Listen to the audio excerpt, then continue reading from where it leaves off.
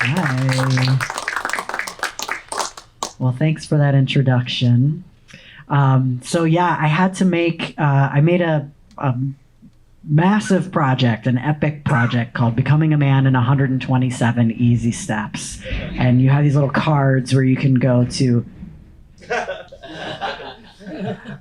find out more about that. And I had to take, 127 steps, 127 different stories to really kind of go through the breadth and depth of whatever it means to be a man. And no sooner had I really literally closed the book on the 127 steps, the 128th popped up, because that's exactly what it means to be a man. As soon as you think you know, the next thing happens, right? Being a man is biological, which is complicated. It's personal, social, cultural. It's emotional, despite what men try to tell you. And while a lot of men treat being a man like a religion, I disagree with that, but it's certainly spiritual. And that's what I came to for this story. I really didn't intend to attend naked gay men's yoga.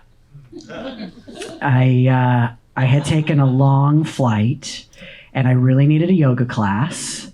And I got to New York, and I went on my computer, and I found this yoga class, and it didn't say anything. It was just level 2, vinyasa, like no nudity mentioned whatsoever. So I go, and the yoga studio was all dark, and nobody was there. It was the last class on a Sunday night, and I was like, oh man! But I looked across the street, and there were all these men with yoga mats. So I walked over and I said, oh, are you here for level 2 vinyasa? And he said, no, I'm here for naked gay men's yoga.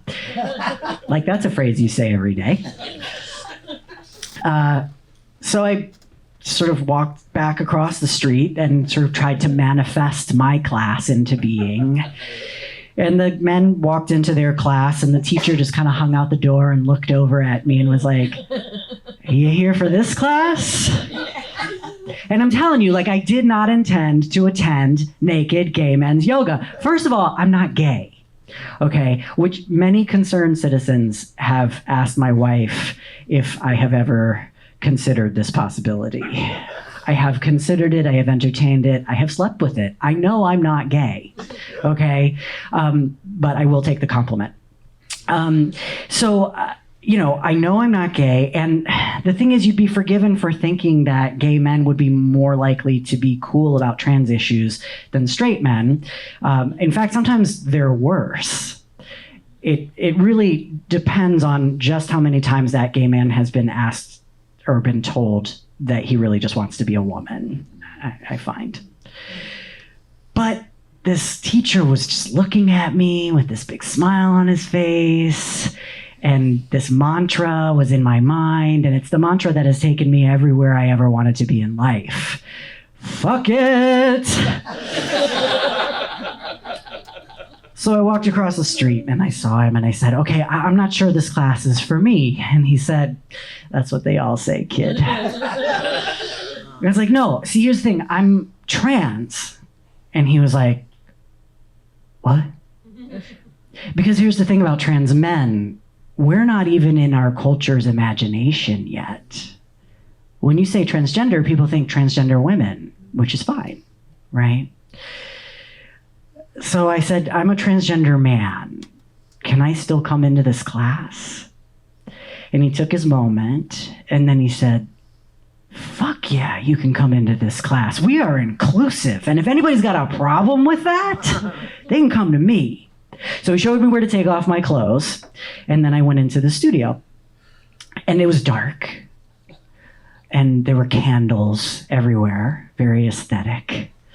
And I walked in, and I had my mat like this, and I'm like walking like this with my mat, thinking everybody's staring at me, but they're not. These guys all go practice yoga naked together on a weekly basis, so they had already turned their gazes inward, right? And we start the class, and it's just like every other class, except with one glaring difference, right? But we move through the motions. And at one point, the teacher came up behind me and he put his hands on my hips and he just kind of tilted my pelvis a little more. And I realized I'd been practicing yoga for 7 years. And in this moment, I was like, wow, I have never, ever done downward facing dog correctly. And he just kind of came over and whispered, and he was like, you have to get your anus parallel to the ceiling.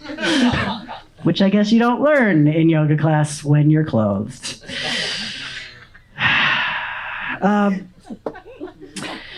Yoga actually really saved my life. 10 years into my transition, I was really unhappy. I was totally out of my body. I felt completely separate from myself. And I was a trans person living in a transphobic world, right? I just didn't know how I was going to make it through. And a very good friend just said, I really think you should try this yoga thing. It's really great. And I was like, I'm not looking to join a cult of pretzel people, thanks. And she's like, it's not a cult. And what do you have to lose? And she had a point with that. So I walked into my first yoga class and I saw this statue, this bronze statue of Ardhanarishwara. And that is the manifestation of God that is half female and half male. And I can't tell you what it felt like to walk into a studio and see this facet of the divine that actually reflected me, as like a person growing up in the South in a religious and conservative household, to see something like that actually glorified. Yoga brought me into my body, which I think was the most important step I ever took in becoming a man. But it also took me out of my body, which is the most important step any of us can take. And here I was, 10 years later, having a completely different eye-opening experience. Now, I wasn't staring at the gay men, okay? All right? It was very aesthetic, like I said. The lighting was really good. But you couldn't help but notice everybody, right? I was noticing the bodies, right? I was noticing how many different kinds of men there were in there. I was noticing how some men had taut, plump muscles and some men had muscles that sagged away from the bone. I was definitely noticing the shapes of the genitals. You couldn't really see anything in there. It was just shapes. And all of those shapes were determined by accidents of birth, like height or religion.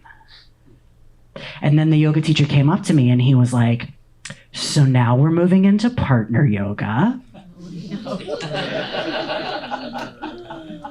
Do you want to partner up with me or do you want to go with the guy next to you? And I'm like, of course I want to go with you. Are you kidding? And he's like, yeah, okay, but that means we have to be in the center of the room to do the poses for everybody.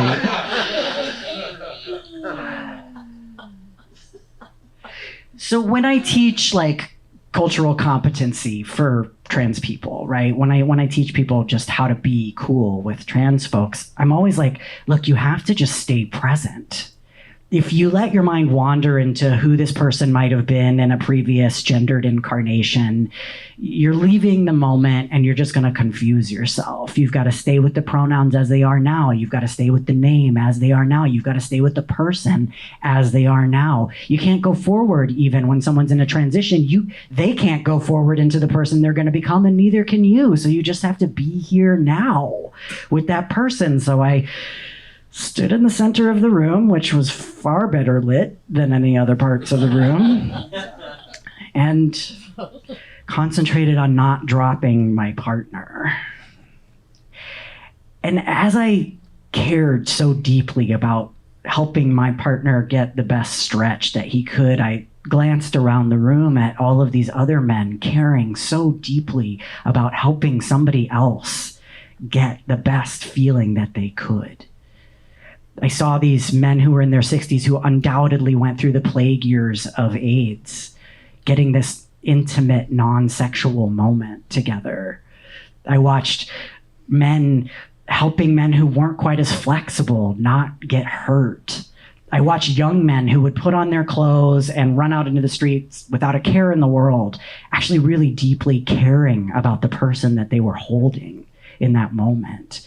And inside all of that care, I thought about this culture that we've created where men aren't allowed to care.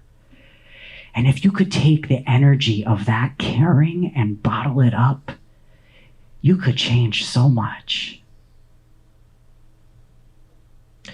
So when we finished with the partner yoga, the yoga teacher asked us all to kind of get together in like a football scrum because we're men, right?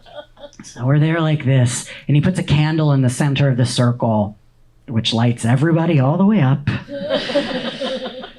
And he says, I want every single person to look in the eye of every person in this circle. 16 pairs of eyes, 32 windows to the soul.